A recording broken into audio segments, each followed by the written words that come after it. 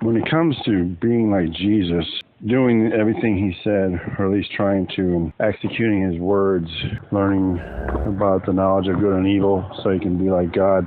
There's a couple that are on my mind this morning, and one is you'll know them by their fruit. And this is something that is preached heavily. It's preached quite often. You'll hear it in churches on a fairly regular basis. People talk about, you got to produce good fruit because people know you by your fruit.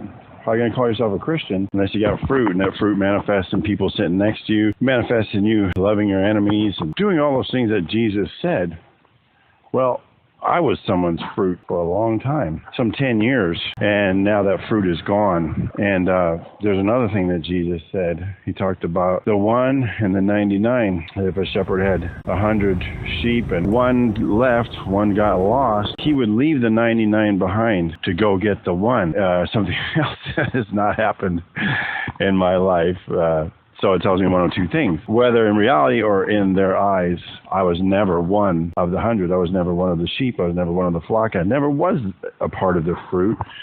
I simply never was one of those people that belonged, and it was just a matter of time. So, hey, why worry about it? And why try to get something back that you never had in the first place? Or they're not being very much like Jesus. Either way, I'm not trying to condemn anyone because no one is supposed to be like Jesus. No one is supposed to learn about good and evil and be like God. Jesus didn't come to teach us that.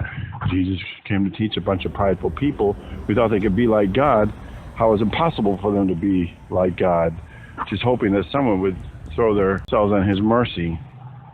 But that wouldn't come till later. They just kept persecuting him, denying who he was, ignoring who he was, or telling him that they already did it, like the rich young ruler. Hey, I do it. I got this thing under control. But I just found that ironic, that those two big issues, you know them by their fruit, and the 1 and the 99. 2 little sheep have lost their way. 2 little sheep have walked away. 2 little sheep are out there lost. And not only that, the 2 sheep were screaming and baaing and making all kinds of noise, saying, we're leaving, please, convince us not to, or tell us why we shouldn't, or please hear us and believe us, or whatever. And they baa their way out the door, the front door, right in front of everyone. That's it. It's not that no one cares. It's that they're just too afraid, unfortunately. They just don't know their God. If they knew their God, there wouldn't be no fear. They would want to find out. They would want to find out for our sakes, to help us, to save us.